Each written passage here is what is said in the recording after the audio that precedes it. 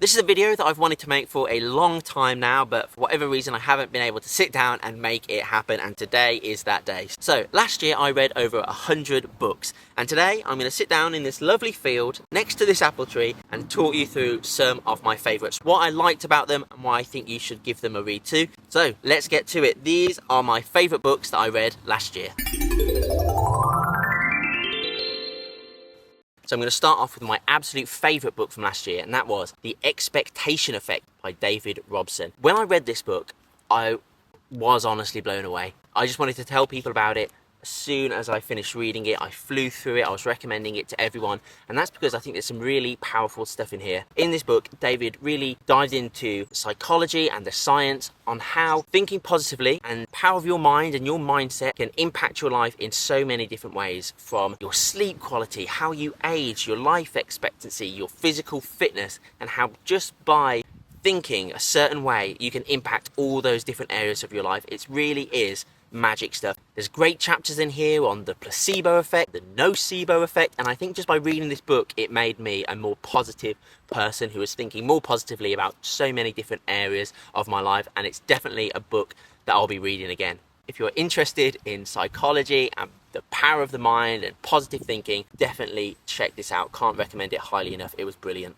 Last year, I finally finished Meditations by Marcus Aurelius. This is a book that I'd tried to read a couple times before, but for whatever reason couldn't get through it. And it's a book I really wanted to read because it always comes up in philosophy books or self-help books or books about stoicism. It always refers back to Meditations. But for whatever reason, I found it really hard to get through it. And until I saw this clip of Ryan Holiday saying you've got to make sure you get the Gregory Hayes version. So this is like his translation of Meditations, and this one was perfect for me. They've made it so much easier to understand and read. It's probably the oldest book I've ever read. I think it was written in the year like 170 or something by Marcus Aurelius, who was the Roman emperor at the time, who never meant for this book to get published. They were all his private meditations. It was like a journal to himself, little lessons and memos that he wanted to remember. And it's really interesting how so much of the stuff he was telling himself all those years ago is still really relevant today. I think it's really interesting to think that you're reading some words that were written hundreds and hundreds of years ago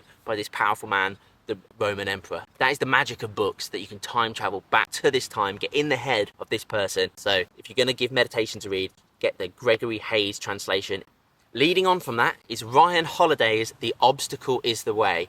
This book is all about turning difficult events in your life, maybe an injury, an illness, you're not getting the job promotion that you wanted, and how you can turn that obstacle into positive action and how the obstacle can become the way. And this book is basically all based on a quote from Meditations. In Meditations, Marcus Aurelius writes, "The impediment to action advances action. What stands in the way becomes the way." And this book is basically diving into that quote and how we can turn negative things into positive action. And I found this really useful when I had my second knee injury and I was thinking I might not be able to run again or play the sports I wanted to do again. It was a really low point for me, and this book really helped. So I've read it a bunch of times, and I recommend it to anyone who's going through an injury or an illness and needs a bit positive motivation. The Obstacle is the Way is perfect for that.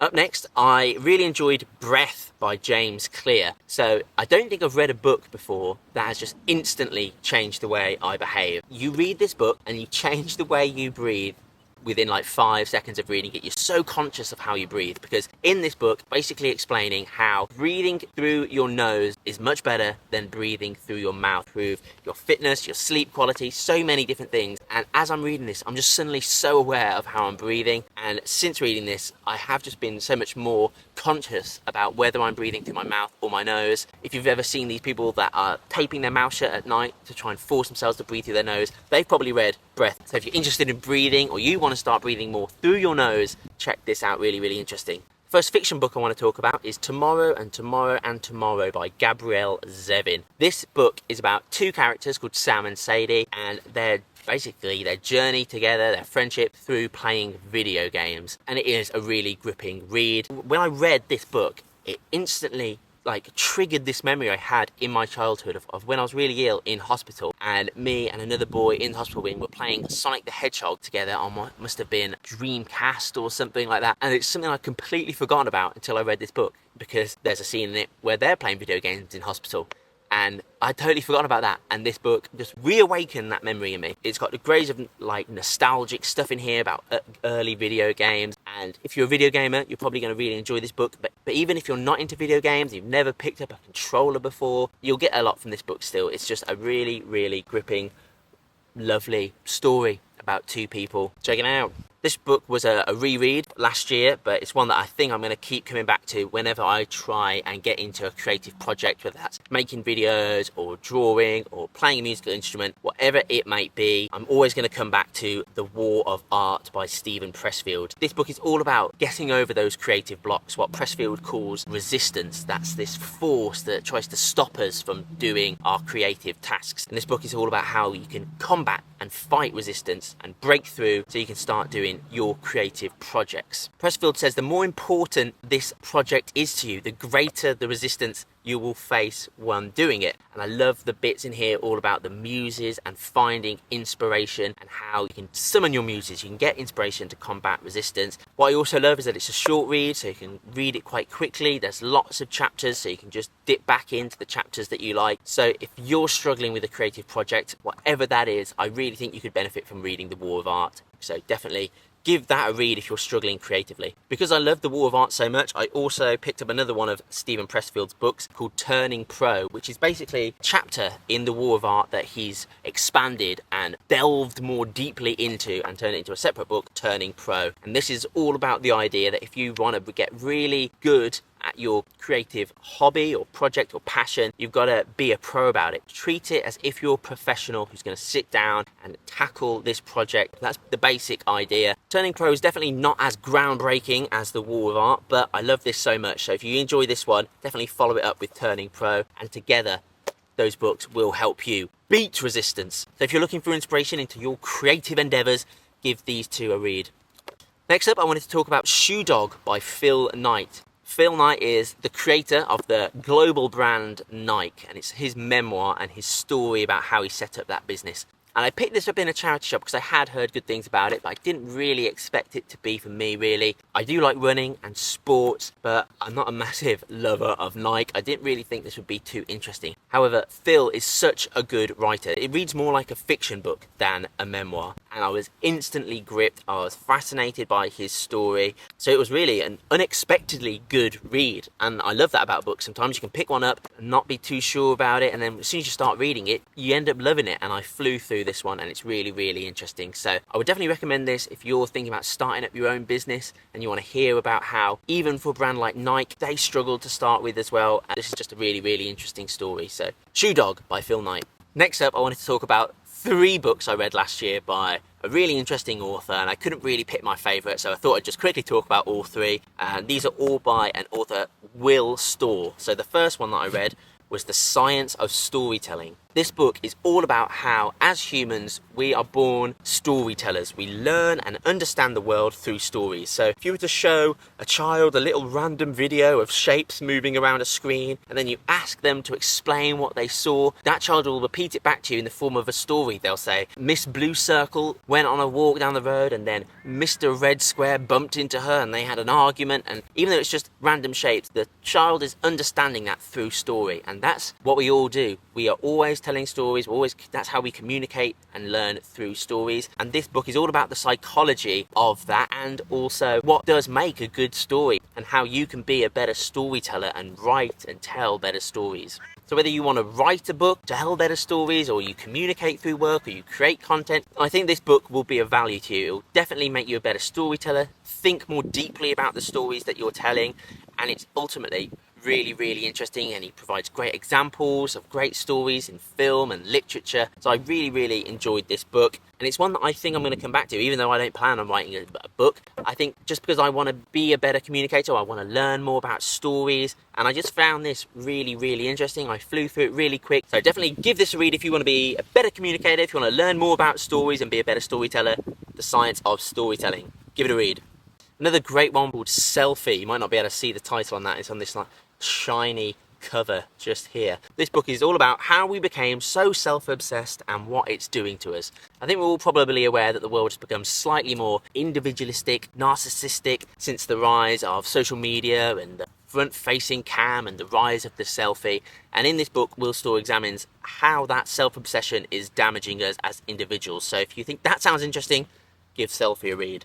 However, my favourite Will Storr book from last year was The Status Game, on social position and how we use it. So in this book, he argues that we are all competing, and that's not for wealth and money or power, but it's actually for status. In The Status Game, he looked at all the different research that highlights how having high status has been linked to better health, better well-being, and better physical fitness, and how if you lose that status, especially if you lose that status suddenly, how terrible that can be for your health and well-being.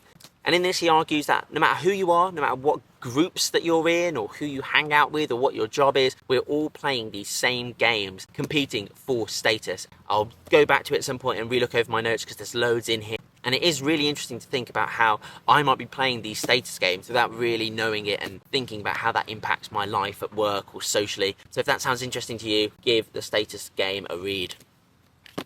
A book I read for probably the 4th time last year was Daring Greatly by Brene Brown.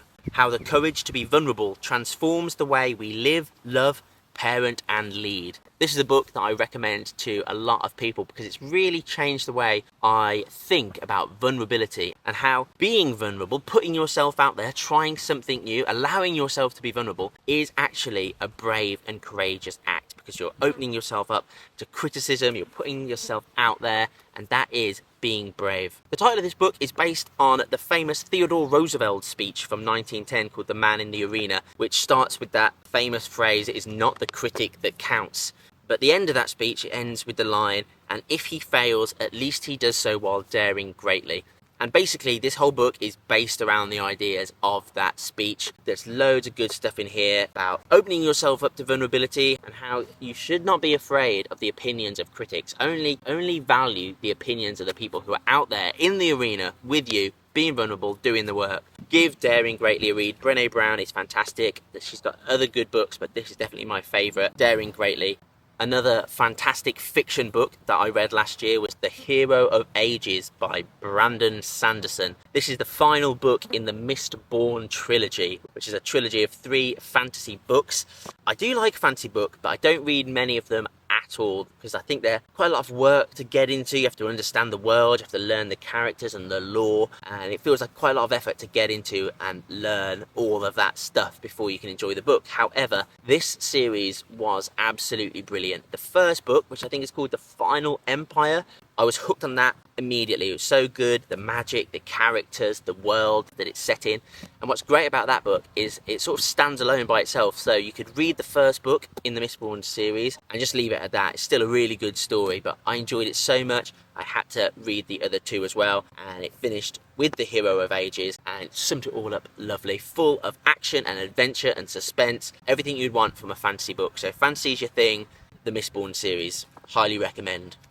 Staying with the fantasy genre, this is actually a book that I saw all over TikTok, so I decided to give it a read, and that is Fourth Wing by Rebecca Yarrow. Now, I don't think I'm the intended audience for this book, male in their early 30s, but I still really enjoyed it. This is sort of like Harry Potter meets Twilight meets How to Train Your Dragon mashup. It's about students who train at a school to become dragon riders, and it's very dangerous and full of peril and threat, but also romance in there as well. And like I said, I'm probably not the intended audience for this book. However, I still really enjoyed it and read it really, really quickly. Nice, easy read. However, I did pick up the sequel and for whatever reason, didn't enjoy it that much. Got about 100 pages in and actually stopped. Not for me. Have you read Fourth Wing? Let me know in the comments if you haven't what you thought about it and whether you enjoyed the second one or not. Last year I also read 3 of the Thursday Murder Club books by Richard Osman. These books are based around characters in a retirement home who get together on Thursdays and try and solve murders. And the characters are all really lovable. The books are full of humour, and I read the first one, Thursday Murder Club, a couple years ago, and last year I read all the rest, and to me, they just keep getting better and better. I fall more in love with the characters, they get funnier, the mysteries get more intense and suspenseful, and they're really, really funny books, and often with some really emotional, sad moments. I did shed a few tears while reading these books. I think the 5th one is coming out next year. There's a movie with a fantastic cast that's currently being filmed at the moment. So if you haven't got into the Thursday Murder Club series, get into it now, because there's going to be loads of books for you to enjoy and a movie on the way. They're really well written, really enjoyable, really heartfelt, emotional, funny stories. Like I said, they keep getting better. So if you enjoy the first one, you're in for a treat. Sometimes I think that the sign of a good book is how much you think about it afterwards. And after I read this one, I was thinking about it all the time. It changed the way I behaved and how I interacted with people. And I was telling a lot of people about it. And it's The Power of Strangers by Joe Keohane. So in this book, he talks about how one of the most well-studied indicators for your own well-being and happiness is the strength of your social interactions. So how strong are your relationships with your friends and your family? How often do you see them, and how much of a good time you have with those people? But your happiness and your well-being isn't just impacted by your close circle. It can also be impacted by these micro interactions that you have with complete strangers, whether that's your bus driver, your barista at the coffee shop, just someone that you pass in the street. And if you have good interactions with these people, that can also boost your well-being and happiness. So this book is all about why we find it so hard to talk to strangers, and how our lives can improve by getting over that fear and by being more open and friendly to the strangers in our lives. So if that sounds interesting to you, The Power of Strangers. I also wanted to mention this book that I read last year, thoroughly enjoyed it. It's packed full of lessons and wisdom and really easy, quick things you can do in your life to improve your happiness and your well-being and your quality of life. And that book is Just One Thing by Dr. Michael Mosley, who sadly passed away last year. But this book is a short little book. You can just dip in and out of it. If you're looking for a quick and easy self-help book full of lessons on how to live a happier, healthier life, give Just One Thing a read. Dr. Michael Mosley was a great science communicator, seemed like a really nice guy. And yeah, the world's lost the good one with him. So check out his book, Just One Thing. So there you have it. Those are my favourite books out of the 100 that I read last year. Have you read any of those books? Please let me know in the comments if you have and what you thought about them. Or if you have any book recommendations that you'd like me to check out, I'd love to hear from you. Please let me know in the comments. And thank you so much for watching this video. If you've enjoyed it, consider giving it a like, leave a comment, and consider subscribing as well. It would really help me out as I'm on this journey to reaching 1,000 subscribers. So thank you so much for watching, especially all the way to the end. Thank you so much, and I'll see you in another video. See you later. Bye!